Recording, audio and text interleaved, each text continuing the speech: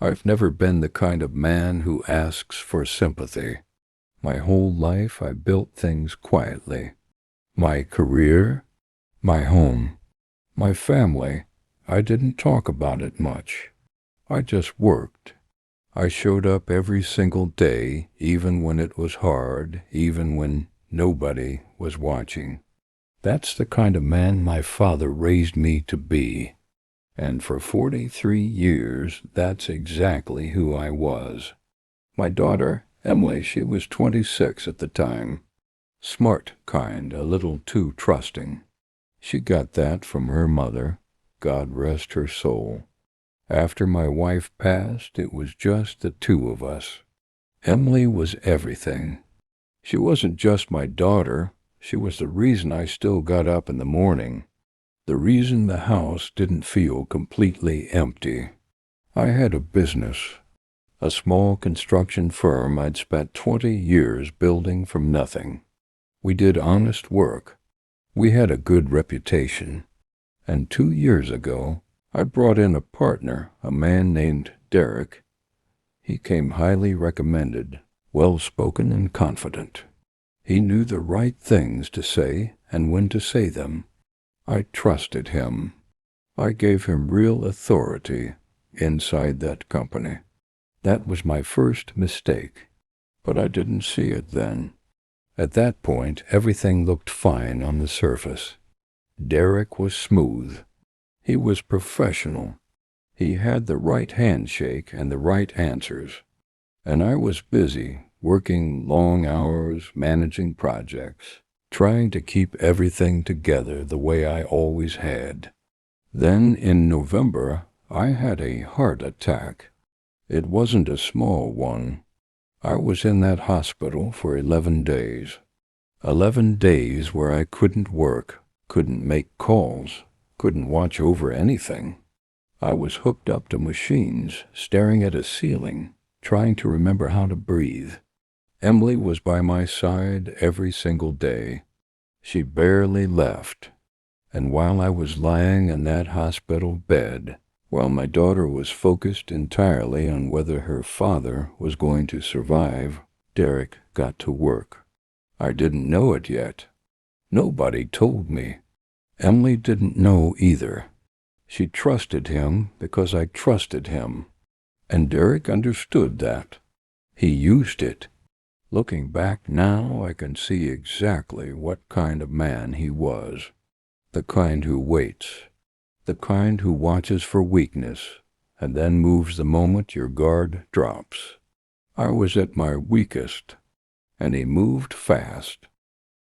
The first sign came from my project manager, a quiet man named Gary who'd been with me for 12 years. He called me about a week after I got home from the hospital. I was still recovering, still moving slow, still tired in a way I'd never felt before. He said he needed to speak with me privately.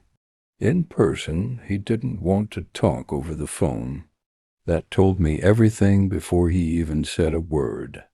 When Gary came over, he sat across from me at my kitchen table and looked uncomfortable in a way I'd never seen from him before. He told me that while I was in the hospital, Derek had started making moves.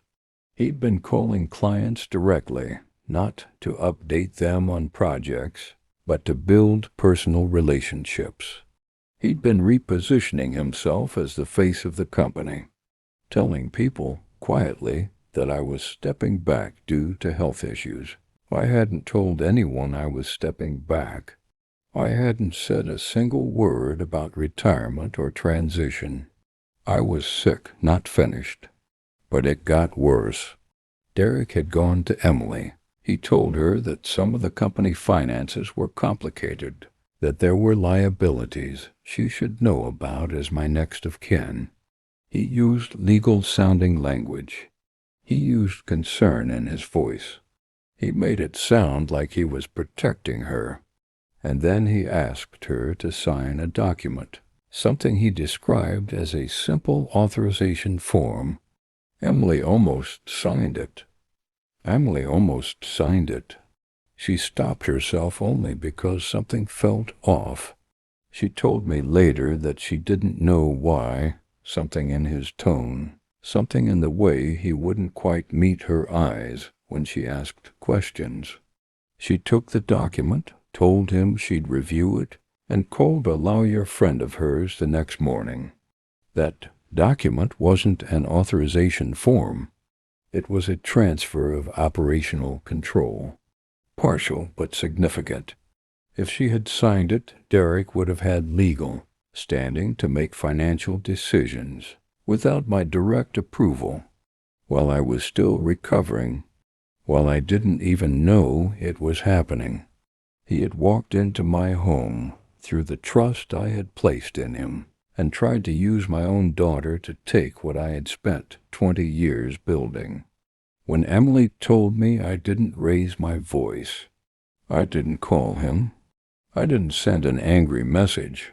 I sat very still for a long moment, and then I called my attorney. That's the thing about real betrayal. It doesn't make you loud. It makes you quiet. It makes you focused. All that noise you expect to feel, the rage, the disbelief, it goes somewhere deeper, and it turns into something colder. I didn't react like a man who had been caught off guard. I responded like a man who now knew exactly what he was dealing with.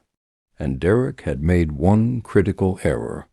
He forgot that recovering is not the same as defeated. I gave Derek 3 more weeks. I let him believe that Emily had kept quiet, that I was still too weak to pay close attention, that he still had time to complete whatever he was building. I went back to the office, slowly appearing tired, deferring to him in meetings. He was visibly more confident every day. He had started presenting himself as a decision-maker to people inside and outside the company. He was already living in the version of the future where I was gone. Meanwhile, my attorney had spent those 3 weeks going through every document, every email, every contract Derek had touched. My accountant pulled the financial records. Gary quietly provided everything he'd witnessed, dates, conversations, names. We built a complete picture. And then, on a Thursday morning, I called a meeting with our 2 primary clients, our bank representative and Derek. I walked in looking like myself. Not the man in the hospital bed. Not the man who deferred to him in those last few weeks. I sat at the head of that table, the way I had for 20 years. I laid out everything, calmly, professionally. No raised voice. No personal attacks. Just documents, timelines, and facts. Derek tried to speak twice. Both times I let him finish. And then I responded with something he couldn't argue with, evidence. He was removed from the partnership that day.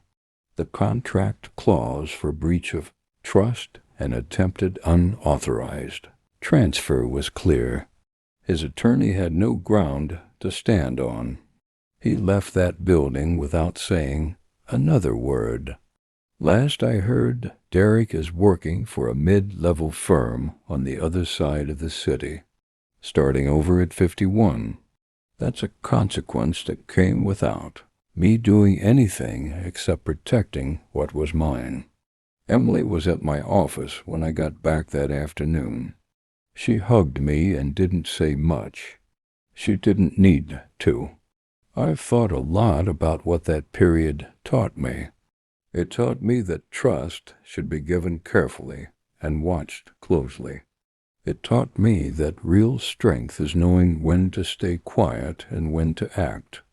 And it taught me that the men who try to take from you while you're down always underestimate one thing. That surviving something hard doesn't weaken you. It reminds you who you are. Derek thought he saw a man fading out. He was watching a man find his footing again. And there's a difference. If this story hit different, drop a comment and tell me, where are you watching from? I read every single one. And if you want more stories like this, check out my other videos. They're all right there waiting for you.